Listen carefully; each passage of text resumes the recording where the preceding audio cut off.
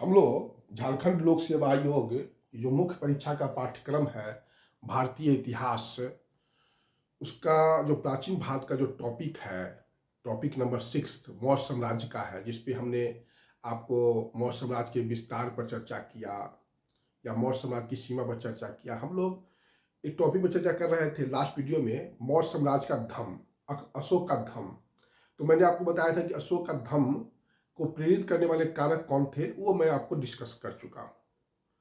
अशोक के धम्म को प्रेरित करने वाले कारक कौन थे, वो मैं आपको डिस्कस लास्ट वीडियो में कर दिया हूँ।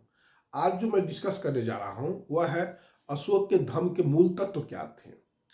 आज जिस टॉपिक को मैं अशोक के धम्म का मूल तत्व क्या था उस पर चर्चा करने जा रहा हूँ। क्या आज मैं चर्चा करने जा रहा हूँ? आज मैं चर्चा करने जा रहा हूँ अशोक के धम्म के मूल तत्व। अशोक के धम्म का मूल तत्व क्या था। इसके पहले मैंने जो चर्चा किया था अशोक के धम्म को प्रभावित करने वाले कारक, यह मैं बता चुका हूँ। और आज मैं चर्चा कर रहा हूँ अशोक के धम्म के मूल तत्व। फिर से सुन लीजिए, आज जिस टॉपिक पर मैं चर्चा करने जा रहा हूँ उस टॉपिक का नाम है अशोक के धम्म के मूल तत्व। अशोका धम्म का जो मेन एलिमेंट है अशोक के धम्म का, उस पर मैं चर्चा करने जा रहा हूँ। देखिए, आपको लिखना कैसे है। अगर परीक्षा में पूछ लिया जाए कि अशोक के धम्म के मूल तत्वों को लिखें, तो आपको जो मैं आज बता रहा हूँ उसको कैसे लिखना है। लिखना है धम्म के मूलभूत तत्वों को, अशोक के धम्म के मूलभूत तत्वों का, अशोक के धम्म के मूलभूत तत्वों को जानने का सर्वाधिक उपयुक्त स्रोत तो अशोक के अभिलेख ही है। अशोक के धम्म के मूलभूत तत्वों को, अशोक के धम्म के मूलभूत तत्वों को, अशोक के धम्म के मूलभूत तत्वों को जानने का सर्वाधिक उपयुक्त स्रोत तो अशोक के अभिलेख ही है। फिर से सुन लीजिए, अशोक के धम्म के मूलभूत तत्वों को, अशोक के धम्म के मूलभूत तत्वों को जानने का सर्वाधिक उपयुक्त स्रोत तो अशोक के अभिलेख ही है। अशोक के धम्म के मूलभूत तत्वों को जानने का सर्वाधिक उपयुक्त स्रोत तो अशोक के अभिलेख ही है। दूसरे स्तंभ लेख में अशोक स्वयं प्रश्न करता है। दूसरे स्तंभ लेख में अशोक स्वयं प्रश्न करता है। दूसरे स्तंभ लेख में अशोक स्वयं प्रश्न करता है कि कियम चू धम्मे। दूसरे स्तंभ लेख में अशोक प्रश्न करता है, दूसरे स्तंभ लेख में अशोक प्रश्न करता है कि कियम चू धम्मे। यह प्राकृत शब्द है कियम चू धम्मे, अर्थात धम्म क्या है। कियम चू धम्मे अर्थात धम्म क्या है।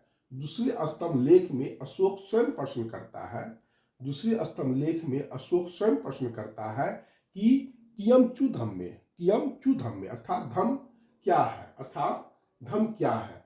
इस प्रश्न का उत्तर अशोक स्वयं अपने दूसरे तथा सातवें स्तंभ लेख में देता है। दूसरे स्तंभ लेख में अशोक स्वयं प्रश्न करता है कियम चू धम्मे। दूसरे स्तंभ लेख में अशोक स्वयं प्रश्न करता है कि कियम चू धम्मे अर्थात धम्म क्या है। इस प्रश्न का उत्तर स्वयं अशोक दूसरे तथा सातवें स्तंभ लेख में, इस प्रश्न का उत्तर स्वयं अशोक दूसरे तथा सातवें स्तंभ लेख में देता है। इस प्रश्न का उत्तर स्वयं अशोक दूसरे तथा सातवें स्तंभ लेख में देता है और कहता है अपासिनेव, सुन लीजिएगा ठीक से, अपासिनेव बहुमयाने, अपासिनेव बहुमयाने, अपासिनेव बहुमयाने, अपासिनेव बहुमनावे, अपासिनेव बहुमयाने, अपासिनेव बहुमयाने दया, अपासिनेव बहुमयाने दया, अपासिनेव बहुमयाने दया, दाने सचे सोचिए माधुर्य साथ पेज चा। ये प्राकृत शब्द है। इस प्रश्न का उत्तर स्वयं अशोक दूसरे तथा सातवें स्तंभ लेख में देता है। अपासिनेव बहुमयाने, अपासिनेव बहुमयाने दया दाने सचे सोचिए। अपासिनेव बहुमयाने दया दाने सचे सोचिए माधवे साथ वे च, और जो ऊपर का मतलब है उसको बंद कर देना है ब्रैकेट में उसको, ठीक। अपासिने बहुमयाने दया दाने सचे सोचिए माधवे सातवे च।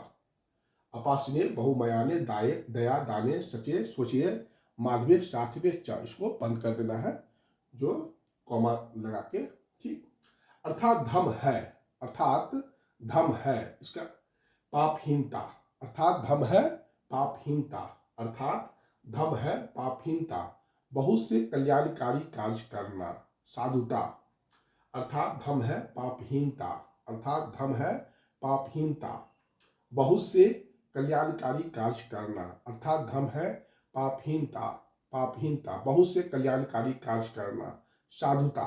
अहिंसा का भाव, अहिंसा का भाव, अहिंसा का भाव, दान सत्य, दान सत्य, शरीर वचन और विचार की पवित्रता, शरीर वचन और विचार की पवित्रता, मृदुता एवं सत्कार्य। फिर से सुन लीजिए, इस प्रश्न का उत्तर स्वयं अशोक दूसरे तथा सातवें स्तंभ लेख में देता है। अपासिनेव बहुमयाने दया दाने सचे सोचिए माधवे साथ वे च। अर्थात धर्म है पापहीनता, बहुत से कल्याणकारी कार्य करना, साधुता, अहिंसा का भाव, दान सत्य, शरीर वचन और विचार की पवित्रता, मृदुता एवं सत्कार्य। यही आपको लिखना है। फिर पैराग्राफ थोड़ा सा चेंज कर दीजिएगा, ठीक। यहां से तीसरे शिलालेख में अशोक ने अल्प व्यय एवं अल्प संग्रह को धर्म का अंग माना है। तीसरे शिलालेख में, तीसरे शिलालेख में अशोक ने, तीसरे शिलालेख में अशोक ने अल्प व्यय एवं अल्प संग्रह को धर्म का अंग माना है। तीसरे शिलालेख में अशोक ने अल्प संग्रह एवं अल्प व्यय को, अल्प व्यय एवं अल्प संग्रह को धर्म का अंग माना है। मितव्ययिता अपमंदार्था, मितव्ययिता अपमंदार्था। सातवें और 12वें शिलालेख में, सातवें और 12वें शिलालेख में सभी धर्मों के प्रति आदर करने की बात कही गई है। तीसरे शिलालेख में अशोक ने अल्प व्यय एवं अल्प संग्रह को मितव्ययिता अपमंदार्था को धर्म का अंग माना है। तीसरे शिलालेख में अशोक ने अल्प व्यय एवं अल्प संग्रह को धर्म का अंग माना है। सातवें और 12वें शिलालेख में, सातवें और 12वें शिलालेख में सभी धर्मों के प्रति आदर करने की बात कही गई है। सातवें और 12वें शिलालेख में सभी धर्मों के प्रति आदर करने की बात कही गई है। इस प्रकार अशोक 13वें शिलालेख में, इस प्रकार अशोक 13वें शिलालेख में धम भेरी घोष के स्थान पर, इस प्रकार अशोक 13वें शिलालेख में, इस प्रकार अशोक 13वें शिलालेख में भेरी घोष के स्थान पर धम घोष की बात कही गई है। इस प्रकार 13वें शिलालेख में भेरी घोष के स्थान पर, इस प्रकार 13वें शिलालेख में भेरी घोष के स्थान पर धम घोष की बात कही गई है। इसके अनुसार, इसके अनुसार, इसके अनुसार युद्ध की जगह अब प्रेम और नैतिकता को जायज ठहराया गया। इसके अनुसार युद्ध की जगह, इसके अनुसार युद्ध की जगह अब प्रेम और नैतिकता को जायज ठहराया गया। इसके अनुसार युद्ध की जगह, इसके अनुसार युद्ध की जगह अब प्रेम और नैतिकता को जायज ठहराया गया। इसके अनुसार युद्ध की जगह, इसके अनुसार युद्ध की जगह अब प्रेम और नैतिकता को जायज ठहराया गया। इस प्रकार धर्म के मूल तत्व हैं, इस प्रकार धर्म के मूल तत्व है अहिंसा। इस प्रकार धर्म के मूल तत्व है अहिंसा, सत्य, मानवीय व्यवहार। इस प्रकार धर्म के मूल तत्व है, इस प्रकार धर्म के मूल तत्व है, इस प्रकार धर्म के मूल तत्व है अहिंसा, सत्य। इस प्रकार धर्म के मूल तत्व है अहिंसा, सत्य, मानवीय व्यवहार। इस प्रकार धर्म के मूल तत्व है अहिंसा, सत्य, मानवीय व्यवहार। अहिंसा, सत्य, मानवीय व्यवहार, शिष्टाचार। अहिंसा, सत्य, मानवीय व्यवहार। अहिंसा, सत्य, मानवीय व्यवहार, शिष्टाचार, सहनशीलता, सहिष्णुता, सामाजिक दायित्व बोध। इस प्रकार धर्म के मूल तत्व है, इस प्रकार धर्म के मूल तत्व है अहिंसा, सत्य, मानवीय व्यवहार, शिष्टाचार, सहनशीलता, सहिष्णुता, सामाजिक दायित्व बोध। इस प्रकार धर्म के मूल तत्व है अहिंसा, सत्य, मानवीय व्यवहार, शिष्टाचार, सहनशीलता, सहिष्णुता, सामाजिक दायित्व बोध, सभी के प्रति आदर एवं सम्मान प्रेम, सभी के प्रति आदर एवं सम्मान प्रेम, सभी के प्रति आदर एवं सम्मान प्रेम, ये सारे तत्व धर्म के विध्यात्मक पक्ष के अंतर्गत आते हैं। ये सभी तत्व मतलब ऊपर जो भी तत्व लिखे हैं ये सारे तत्व धर्म के विध्यात्मक पक्ष के अंतर्गत आते हैं। ये सारे तत्व धर्म के विध्यात्मक पक्ष के अंतर्गत आते हैं। ये सारे तत्व धर्म के विध्यात्मक पक्ष के अंतर्गत आते हैं। धर्म का एक निषेधात्मक पक्ष भी है। धर्म का एक निषेधात्मक पक्ष भी है। धर्म का एक निषेधात्मक पक्ष भी है जिसके तहत कुछ दुर्गुण की चर्चा की गई है। धर्म का एक निषेधात्मक पक्ष भी है जिसके तहत कुछ दुर्गुण की चर्चा की गई है, जिसे अशोक ने तीसरे स्तंभ लेख में आसीनव कहा है। जिसे अशोक ने तीसरे स्तंभ लेख में आसीनव या पाप कहा है। जिसे अशोक ने तीसरे स्तंभ लेख में आसीनव या पाप कहा है। फिर से थोड़ा सा ध्यान सुनिएगा, है ना। इस प्रकार धर्म के मूल तत्व हैं अहिंसा, सत्य, मानवीय व्यवहार, शिष्टाचार, सहनशीलता, सहिष्णुता, सामाजिक दायित्वबोध, सभी के प्रति आदर एवं सम्मान प्रेम। ये सारे तत्व धर्म के विध्यात्मक पक्ष के अंतर्गत आते हैं। ये सारे तत्व धर्म के विध्यात्मक पक्ष के अंतर्गत आते हैं। धर्म का एक निषेधात्मक पक्ष भी है। धर्म का एक निषेधात्मक पक्ष भी है। धर्म का एक निषेधात्मक पक्ष भी है जिसके तहत कुछ दुर्गुण की चर्चा की गई है। धर्म का एक निषेधात्मक पक्ष भी है। धर्म का एक निषेधात्मक पक्ष भी है जिसके तहत कुछ दुर्गुण की चर्चा की गई है। जिसे अशोक ने तीसरे स्तंभ लेख में आसीनव पाप कहा है। जिसे अशोक ने तीसरे स्तंभ लेख में आसीनव या पाप कहा है। ठीक। प्रचंडता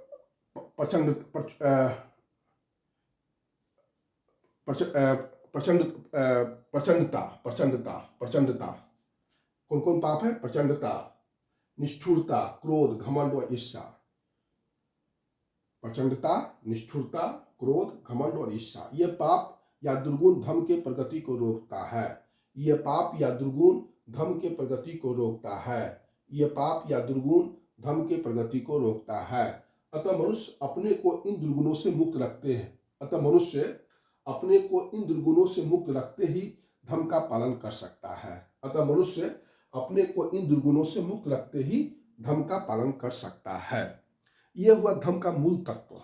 अगर परीक्षा में आपसे पूछा जाए कि अशोक के धर्म के मूल तत्वों को लिखे तो बस आपको इतना ही लिखना है। इसी को जाके, इसमें तो कुछ क्रिएटिविटी है नहीं, इसी को छाप देना है। इसको क्या कीजिएगा, अगर पूछे परीक्षा में अशोक के धर्म के मूल तत्व, बस इसी को उठा के आपको लिख देना है। ठीक। एक बार मैं फिर से चर्चा कर देता हूं अशोक के धर्म के मूल तत्वों को। ठीक। धर्म के मूलभूत तत्वों को जानने का सर्वाधिक उपयुक्त स्रोत, धर्म के मूलभूत तत्वों को जानने का सर्वाधिक उपयुक्त स्रोत तो अशोक के अभिलेख ही है।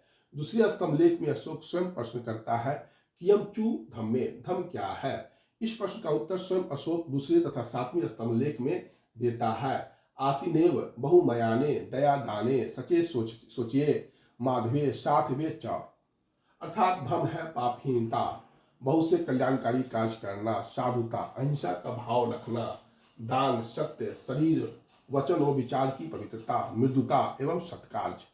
पैराग्राफ चेंज करके यहाँ से लिखना है। फिर आगे तीसरे शिलालेख में अशोक ने अल्प व्यय एवं अल्प संग्रह को धर्म का अंग माना है। मितव्ययिता, अपमंदाथा। सातवें और 12वें शिलालेख में सभी धर्मों के प्रति आदर करने की बात कही गई है। इस प्रकार 13वें शिलालेख में भेरी घोष के स्थान पर धर्म घोष की बात कही गई है। इसके अनुसार युद्ध की जगह अप्रेम और नैतिकता को जायज ठहराया गया। इस प्रकार धर्म के मूल तत्व है अहिंसा, सत्य, मानवीय व्यवहार, शिष्टाचार, सहनशीलता, सहिष्णुता, सामाजिक दायित्वबोध, सभी के प्रति आदर एवं सम्मान प्रेम। ये सारे तत्व धर्म के विध्यात्मक पक्ष के अंतर्गत आते हैं। धर्म का एक निषेधात्मक पक्ष भी है जिसके तहत कुछ दुर्गुण की चर्चा की गई है, जिसे अशोक ने तीसरे स्तंभ लेख में आसीनव या पाप कहा है। ये है प्रचंडता, निष्ठुरता, क्रोध, घमंड और ईर्ष्या। ये पाप या दुर्गुण धर्म की प्रगति को रोकता है। अतः मनुष्य अपने को इन दुर्गुणों से मुक्त रखते ही धर्म का पालन कर सकता है। ये हुआ धर्म का मूल तत्व। लेकिन थोड़ा सा आपको इसमें थोड़ा सा और ऐड करना होगा। धर्म प्रचार के लिए अशोक ने धर्म महामात्र की नियुक्ति की। अशोक ने धर्म जो धर्म का तत्व है तो उसको प्रचार कैसे करवाया, तो थोड़ा आपको लिख देना होगा। धर्म के मूलभूत तत्वों में धर्म प्रचार कैसे अशोक ने किया, धर्म प्रचार का क्या व्यवस्था किया, ये भी आपको लिखना जरूरी है। बात को समझ रहे हैं ना। अगर परीक्षा में पूछता है कि अशोक के धर्म के मूलभूत तत्वों को लिखे, तो धर्म के मूलभूत तत्वों को लिखने के बाद अंतिम में एक पैराग्राफ इस मूलभूत तत्व को अशोक ने धर्म के मूलभूत तत्वों का प्रचार कैसे करवाया, धर्म का प्रचार कैसे कराया, तो थोड़ा पैराग्राफ चेंज करके आपको लिखना होगा कि धर्म प्रचार के लिए अशोक ने धम्म महामात्र की नियुक्ति की। धर्म प्रचार के लिए अशोक ने धम्म महामात्र की नियुक्ति की, जिसका उल्लेख 5वें शिलालेख में हुआ है। धर्म प्रचार के लिए अशोक ने धम्म महामात्र की नियुक्ति की, जिसका उल्लेख अशोक ने अपने 5वें बृहद शिलालेख में किया है। 8वें शिलालेख में उसने धम्म यात्रा पर बल दिया है। 8वें शिलालेख में उसने धम्म यात्रा पर बल दिया है। धर्म प्रचार के लिए अशोक ने धम्म महामात्र की नियुक्ति की।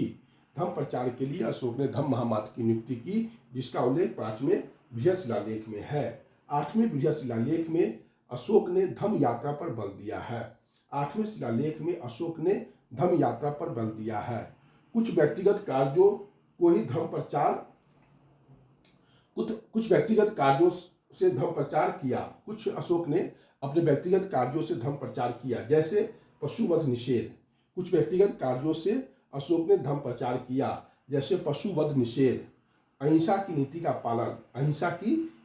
पालन, आखेट यात्रा बंद करना, विदेश में धर्मदूत भेजना। कुछ व्यक्तिगत कार्यों से अशोक ने धर्म का प्रचार किया, जैसे पशुवध निषेध, अहिंसा की नीति का पालन, आखेट यात्रा बंद करना, विदेश में धर्मदूत भेजना। तो ये आपको थोड़ा सा अंतिम में जब अशोक के धर्म का मूलभूत तत्व लिख दिया, तो थोड़ा सा अशोक ने धर्म प्रचार कैसे करवाया, तो उसमें लिखना है कि धम्म महामात्र की नियुक्ति 5वें शिलालेख में, धर्म प्रचार के लिए 8वें शिलालेख में वर्णन है, फिर पशुवध निषेध, आखेट यात्रा बंद, उसके बाद आपको धर्मदूत भेजना, ये सब थोड़ा सा लिख दीजिएगा तो आपका अहिंसा की नीति का पालन, तो इससे आपका क्वेश्चन पूरा हो जाएगा। तो यही है आपका आज का वीडियो, आपको लिखना है। ठीक, मैं एक बार फिर से डिस्कस कर देता हूं। धर्म के मूलभूत तत्वों को जानने का सर्वाधिक उपयुक्त स्रोत तो अशोक के अभिलेख ही हैं। दूसरे स्तंभलेख में अशोक स्वयं प्रश्न करता है कि कियम चू धम्मे, धर्म क्या है। इस प्रश्न का उत्तर स्वयं अशोक दूसरे तथा 7वें स्तंभलेख में देता है। आसीनेव बहुमयाने दया दाने सचे सोचे माधवे 7वें चर, अर्थात धर्म है पापहीनता, बहुत से कल्याणकारी कार्य करना, साधुता, अहिंसा का भाव रखना, दान, सत्य, शरीर, वचन व विचार की पवित्रता, मृदुता एवं सत्कार्य। फिर पैराग्राफ चेंज कर देना है। तीसरे शिलालेख में अशोक ने अल्प व्यय एवं अल्प संग्रह को धर्म का अंग माना है, मितव्ययिता अपमंदा था। 7वें और 12वें शिलालेख में सभी धर्मों के प्रति आदर करने की बात कही गई है। इस प्रकार 13वें शिलालेख में भीरी घोष के स्थान पर धर्म घोष की बात कही गई है। इसके अनुसार युद्ध की जगह अब प्रेम और नैतिकता को जायज ठहराया गया। इस प्रकार धर्म के मूल तत्व है अहिंसा, सत्य, मानवीय व्यवहार, शिष्टाचार, सहनशीलता, सहिष्णुता, सामाजिक दायित्वबोध, सभी के प्रति आदर एवं सम्मान, प्रेम। ये सारे तत्व धर्म के विध्यात्मक पक्ष के अंतर्गत आते हैं। धर्म का एक निषेधात्मक पक्ष भी है, जिसके तहत कुछ दुर्गुण की चर्चा की गई है, जिसे अशोक ने तीसरे स्तंभलेख में आसीनव या पाप कहा है। यह है प्रचंडता, निष्ठुरता, क्रोध, घमंड और ईर्ष्या। ये पाप या दुर्गुण धर्म के प्रगति को रोकता है। अतः मनुष्य अपने को इन दुर्गुणों से मुक्त रखते ही धर्म का पालन कर सकता है। अशोक ने धर्म प्रचार के लिए धम्म महामात्र की नियुक्ति की, जिसका उल्लेख अशोक ने अपने 5वें बृहद शिलालेख में किया है। अशोक ने अपने 8वें बृहद शिलालेख में धम्म यात्रा पर बल दिया। अशोक ने कुछ व्यक्तिगत कार्यों के द्वारा धर्म का प्रचार किया, जैसे पशुवध निषेध, अहिंसा की नीति का पालन, आखेट यात्रा बंद करना, विदेश में धर्मदूत भेजना। आपको यही लिखना है। अगर परीक्षा में पूछा जाए कि अशोक के धर्म के मूलभूत तत्वों को लिखे, तो आपको इसी को लिख देना है। पूरा जैसे मैंने बताया उसी तरह लिख दीजिए, बहुत फायदा करेगा आपको। इतना याद कर जाइए, बहुत फायदेमंद का है। ठीक है, आज इतना ही। फिर नेक्स्ट वीडियो में हम धर्म पर अभी बाकी है कि क्या अशोक, अभी धर्म का स्वरूप क्या था, इस पर हम चर्चा करेंगे। नेक्स्ट वीडियो में हम धर्म के स्वरूप पर चर्चा करेंगे। अभी हमने अब तक चर्चा क्या किया, अशोक के धर्म को प्रेरित करने वाले कारक, ये फर्स्ट वीडियो में हुआ। और आज के वीडियो में मैंने चर्चा किया कि धर्म जो है, अशोक के धर्म का तत्व क्या था, मूलभूत तत्व क्या था, ये मैंने हो गया। अब नेक्स्ट वीडियो में और सुख के धर्म का स्वरूप पर, नेचर पर मैं चर्चा करूंगा। ठीक है, धन्यवाद।